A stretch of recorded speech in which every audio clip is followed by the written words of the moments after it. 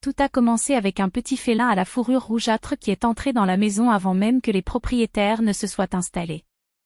Ce n'était ni prévu, ni recherché, le destin, avec son ironie particulière, a mis le chat sur leur chemin. Ils trouvèrent le chaton abandonné sur le bord de la route, jeté comme un déchet par une âme insensible, alors qu'il passait devant eux. C'est un signe, dit le mari, se souvenant des vieilles croyances qui résonnaient encore dans la famille. Et elle, qui a toujours eu un cœur tendre pour les animaux, ne voyait aucune raison de refuser ce cadeau inattendu du hasard. Si c'était vraiment le destin qui tissait ses fils, à qui résisterait-il? Le chiot, à son tour, n'a pas perdu de temps. Dès qu'il franchit la porte, il s'installait déjà avec l'autorité d'un roi sur le rebord ensoleillé de la fenêtre, étendant ses pattes pour absorber chaque rayon de soleil comme si ce coin avait été fait sur mesure pour lui. Alors que le nouveau résident profitait de sa chance, le couple se retrouva noyé sous des montagnes de carton. Le déménagement était fait, mais le vrai combat commençait maintenant, déballer, assembler les meubles, ranger chaque objet à sa place, comme si cela ne suffisait pas, il fallait encore préparer à manger. Vera courait d'un côté à l'autre, ne sachant par où commencer, impatiente de voir tout en place, mais plus elle se dépêchait, plus tout semblait lui échapper des mains. Son mari, qui regardait la scène avec un sourire malicieux, tentait de la calmer, doucement, mon amour. Nous ne sommes pas pressés. Nous réglerons les choses petit à petit, comme nous l'avons toujours fait. Elle voulait croire en cette tranquillité, mais la quantité de choses à faire était plus forte. Et comme prévu, à la tombée de la nuit, la moitié du travail restait encore à faire. Ils ont quand même eu l'essentiel, le lit était prêt, la cuisine était partiellement fonctionnelle. C'était suffisant pour un simple dîner et un sommeil bien mérité. Mais le lendemain n'a pas commencé avec la douceur qu'il méritait. Dès que le soleil est apparu par la fenêtre, un bruit assourdissant a résonné dans la maison, des coups violents à la porte, comme si quelqu'un voulait la casser. Vera, toujours somnolente, a eu tellement peur qu'elle a instinctivement décroché son téléphone portable, prête à appeler la police. C'est son mari qui, plus lucidement, comprit ce qui se passait et la calma. « Détends-toi, ça doit être ma mère. » Seulement elle pourra paraître comme ça, sans prévenir, comme un ouragan. Et n'était-ce pas? La belle-mère avait précisément choisi ce moment alors que le couple était épuisé et à peine réveillé pour faire sa grande entrée. Ça ne pouvait être qu'elle, grogne Vera en jetant un châle sur ses épaules tandis que son mari ouvrait la porte. Pendant ce temps, il préparait un café fort et improvisait une collation rapide avec ce qu'il avait sous la main, regardant le chaton jouer avec le coin de sa robe, comme si le chaos qui l'entourait n'était pas avec lui. Un sourire involontaire s'échappa lorsqu'il passa sa main sur la tête du chat, mais la paix fut de courte durée. La belle-mère n'a pas perdu de temps. Dès son entrée dans la cuisine, elle commença son discours, « Bonjour », ou plutôt « Bon après-midi à vous qui devez penser que la journée commence à 2 heures de l'après-midi. Ici, à la campagne, de vrais gens se réveillent avec le soleil. Et regardez, les cartons n'ont même pas fini de déballer. Quel genre de ménagère est-ce donc qui ne sait même pas gérer l'essentiel? Ou attendait-il que j'arrive pour tout faire? Vera se mordit la langue. Il savait que toute réponse ne ferait qu'alimenter le feu, mais la provocation était de trop. Mais avant qu'il ait pu réagir, le chaton, jusqu'alors indifférent à la discussion, décida de s'approcher en se frottant aux jambes de son visiteur. Cela a été le déclencheur. Qu'est-ce que c'est ici? Un animal dans la maison? Matvey, as-tu perdu la tête? Le désordre n'a pas suffi, ils amènent toujours ce parasite à l'intérieur. Les animaux sont faits pour rester dans la rue, chassés pour leur propre subsistance, pas pour vivre comme un prince entre des coussins. Le doigt douloureux de la belle-mère désignait le félin qui, indifférent à la tempête, se contentait de cligner de ses yeux dorés. Matvey n'a pas hésité. Il a ramassé le chaton avant que sa mère ne puisse faire quoi que ce soit. « Maman, pour l'amour de Dieu, que t'a fait cet animal? Ça ne dérange personne. » Oui, c'est ennuyeux. Un chat dans la maison est un signe de paresse. Si vous voulez un animal, qu'il vous soit utile, un chien pour garder la propriété, pas ce parasite qui ne fait que manger et dormir. Vera, qui jusqu'alors était restée silencieuse, intervint avec fermeté. Lydia Sergevna, c'est notre maison. Nous apprécions votre sollicitude, mais nous décidons comment nous vivons ici. Et, si cela ne vous dérange pas, la prochaine fois, présentez-vous à une heure convenable et sans trop de bruit. Nous venons de nous réveiller et crier n'est pas la meilleure façon de commencer la journée. Le mari hocha la tête, mais la belle-mère se tourna vers lui avec incrédulité. Tu vas la laisser me parler comme ça? Je suis venue lui rendre visite et je suis reçue avec manque de respect? Depuis quand ta femme s'occupe-t-elle de toi? Matvey soupira, levant les mains en signe de reddition. Maman, tu crées un problème là où il n'y en a pas. Vera n'a pas dit grand-chose. Prenons un café et oublions ça. Pourquoi se battre tôt le matin? Ce qui suivit était digne d'un feuilleton de 9 heures. La belle-mère, dans un accès de fureur, a tenté de donner un coup de pied au chaton qui, heureusement, s'est échappé à temps et s'est enfui en criant, claquant la porte si fort que les murs ont tremblé. Quand le silence revint enfin, Vera regarda son mari, épuisé. Je commence à regretter cette idée d'habiter près de ta mère. Je t'avais dit qu'il fallait chercher quelque chose plus loin. Matvey se gratta l'arrière de la tête, embarrassé. Je ne m'attendais pas à ça de sa part. Je ne l'ai jamais vu comme ça. Que faisons-nous maintenant?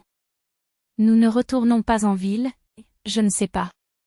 Peut-être qu'avec le temps, elle se calmera. Vera hocha simplement la tête, mais ils savaient tous les deux, ce ne serait pas la dernière bataille. La belle-mère, cependant, n'abandonnerait pas si facilement. Chaque fois que Matvey sortait, elle apparaissait, par hasard, avec des excuses boiteuses, pour critiquer chaque détail, l'agencement de la maison, la nourriture, la façon dont Vera s'occupait du jardin. À mon époque, une femme qui se respecte aurait tout en ordre avant le petit déjeuner, dit-elle, tandis que sa belle-fille, avec la patience d'une sainte, l'écoutait sans riposter. Cela n'en valait pas la peine. Elle savait que son mari était à ses côtés, et cela suffisait. D'ailleurs, pourquoi alimenter un combat qui ne ferait qu'apporter de l'amertume?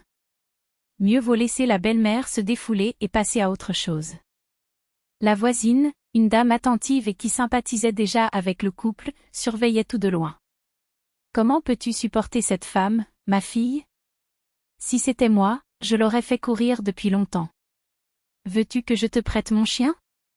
Il est doué pour faire fuir les visiteurs indésirables, a-t-il plaisanté. Vera s'est contentée de rire, laisse tomber. Si elle a besoin de venir ici pour se sentir utile, laisse-la venir. Je ne vais pas la laisser gâcher ma journée. Mais le voisin n'était pas satisfait. Jusqu'au jour où il décide de raconter à Matvey ce qui s'est réellement passé en son absence. Ton fils, ta mère fait de la vie de cette fille un enfer. Chaque jour, elle apparaît ici pour critiquer, humilier. Vera est un joyau, et tu laisses cette femme la maltraiter comme ça? Matvey était consterné. Je n'avais jamais vu ce côté de ma mère. Elle a toujours été dure, mais pas comme ça. Pas avec ma femme. Il a promis de lui parler sérieusement, mais il savait, avec Lydia Sergueyevna, les mots ne suffisaient pas toujours. Cette nuit-là, la confrontation était inévitable. Maman, ça suffit. Tu ne peux pas traiter Vera comme ça. C'est ma femme, elle possède cette maison autant que moi. Si tu as quelque chose à dire, parle-moi, mais arrête ces visites surprises juste pour faire des histoires. La belle-mère, bien sûr, ne s'est pas laissée intimider, je ne veux que le meilleur pour mon fils. Cette fille ne sait rien faire de bien. Comment vais-je rester tranquille en voyant mon fils unique entre les mains d'un incompétent? Les incompétents sont ceux qui ne respectent pas les autres. Vera fait plus en une journée que beaucoup de gens en une semaine. Et, si tu ne peux pas soutenir, au moins ne te gêne pas, a-t-il répondu avec fermeté. La belle-mère a promis, entre ses dents, qu'elle ne le dérangerait plus. Mais ils le savaient tous les deux, ce n'était qu'une trêve. Et ainsi leur vie a continué, entre l'amour qui les unissait, la patience qui les soutenait et l'ombre d'une belle-mère qui refusait d'accepter que les temps et les cœurs aient changé. Mais au fond, ils savaient une chose, tant qu'ils seraient ensemble, aucun ouragan ne serait assez fort pour les renverser. Pas même celle qui portait des jupes et le doigt levé. Vous ne me croyez pas, n'est-ce pas? Vous préférez écouter les ragots du village plutôt que votre propre fille, lança-t-il avec un calme qui cachait l'incendie. Alors dis-moi, qu'est-ce que je vais faire maintenant? C'est tout ce qu'il a demandé avant de partir, avec le poids de la trahison de sa mère sur ses épaules. La nuit, en revenant de l'entrepôt, Matvey laissait le sujet se glisser dans la conversation comme quelqu'un qui ne voulait rien. « Et qu'as-tu entendu ?» Un déluge de critiques si acide que même lui en avait honte. Le lendemain, la belle-mère revint à la charge, cette fois avec un bouquet de verveine flétrie à la main, piètre prétexte pour espionner et jeter des échardes. Regardez la ménagère exemplaire qui balaie la poussière sous le tapis. Ou est-ce juste pour tromper les passants? Le voisin, toujours de garde derrière la clôture, a laissé échapper un petit rire de complicité. C'est alors qu'entre en scène Lydia Sergueyevna, silencieuse comme une ombre mais explosive comme de la poudre à canon. Ne fais plus semblant, paresseuse. Je t'ai vu lâcher le balai dès que tu m'as vu à la fenêtre. Aucun médecin ne balaie comme ça ne fait que soulever la poussière, comme tu le fais avec ma patience. Elle tendit la main pour arracher l'objet des mains de sa belle-fille, mais Vera ne recula pas. Elle se redressa, secoua les cheveux qui lui tombaient sur le visage et fixa sa belle-mère avec un regard qui glaça l'air. Pourquoi ne viens-tu pas, si tu as autant de temps libre? Ou peut-être que tu n'as pas déjeuné? Asseyez-vous, je vais vous servir. Qui sait, peut-être que la nourriture adoucira votre cœur?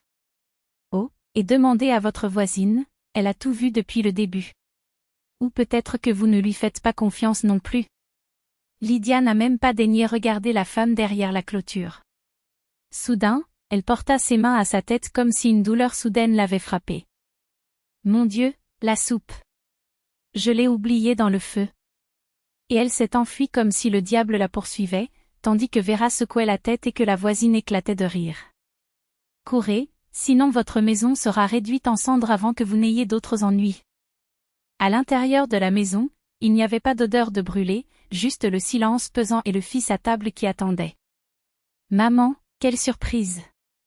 Je pensais que tu étais au marché. Les yeux de Lydia allaient d'un côté à l'autre, cherchant une issue. Je suis allée, oui, chercher de la crème. Je pensais qu'il serait temps de revenir avant. Avant quoi? Avant que ton mensonge soit découvert? Ou avant que Vera, une fois de plus, soit humiliée sans raison? Matvey se leva lentement, comme s'il mesurait chaque mot. Tu as promis. Tu as juré d'arrêter. Mais ta parole ne vaut pas le papier sur lequel je l'ai écrit. Alors je vais être claire, si je te surprends encore près de chez moi, je te traînerai par les cheveux comme un chaton têtu. Ma femme n'est ni ton employée, ni ton ennemi. Et si tu ne contrôles pas tes emportements, admets-le, tu as besoin d'aide. Je t'emmènerai moi-même chez le médecin. Et ça, hein? Un petit traitement pour ta fixation? Le menton de Lydia tremblait. Les yeux, de Brest terrifiés. Jamais de toute sa vie son fils ne lui avait parlé ainsi. Matvey ne dit rien de plus. Il est parti sans se retourner, laissant derrière lui une mer dévastée et un village qui, quelques heures plus tard, murmurait déjà au sujet du « fils ingrat qui a humilié sa propre mère ». Mais Vera a fait quelque chose auquel personne ne s'attendait. Le lendemain, alors que les commérages mâchaient encore les ragots, elle prit un panier de champignons séchés et se rendit chez sa belle-mère. Seule. Aucun avertissement. Et quand il est parti, quelques heures plus tard, les deux hommes se sont embrassés comme si le passé n'était que cendre dans le vent. Personne ne savait ce qui se disait entre ces quatre murs, sauf que depuis lors, Lydia Sergueyevna a commencé à faire l'éloge de sa belle-fille en public, à lui rendre visite seulement lorsqu'elle y était invitée, et surtout, à traiter Vera comme la fille qu'elle n'a jamais eue. Certains ont dit que c'était une menace pour l'internat. D'autres, que Vera avait la preuve d'une vieille folie de sa belle-mère. Mais seuls trois connaissaient la vérité, dans cette étreinte, entre larmes et rires étouffés, Vera avait murmuré deux mots qui ont tout changé. Tu seras grand-mère. Et Lydia, qui rêvait depuis des années de petits-enfants, a tout de suite compris, aucun combat ne valait le risque de perdre ce titre. Pas même de fierté.